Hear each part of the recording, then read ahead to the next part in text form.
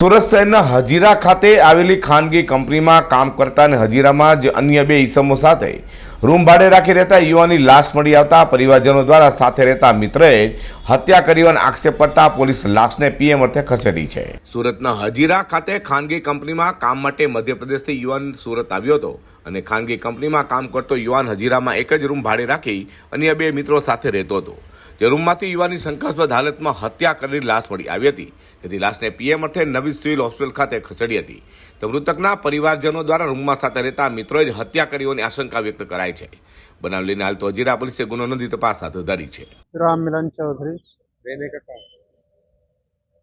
MP पन्ना जिला ग्राम नुनाही सूरत में कहाँ पे रहते हो? यहाँ पर कहाँ पे? हजीरा क्या घटना बनी थी और क्या कहोगे? है? क्या घटना बनी थी? घटना भी दोस्तन के साथ में लड़का रहता था। मैं गांव चला गया था और जब आया गांव से तो ये रहता था। अभी यहाँ पर कल हमको 8 बजे फोन लगाया है तो वहाँ देखा तो स्पाइड में खत्म हो गया था। क्या करा था उसने? है? उसने क्या करा था? क्या तो हुआ था इसके साथ? अब इसके साथ में महेंद्र और वो बताएगा ये कल्लू क्या मारा, क्यों मारा, कितना आदमी था, वो दोनों बताएंगे। वो हजीरा में है दोनों, और इसका भी पूछताछ की जाए। इसका नाम क्या है मरने वाले का? मानने वाले का महेंद्र है, कल्लू है, दोनों भाई है। मरने वाले का नाम राजेश चौधरी।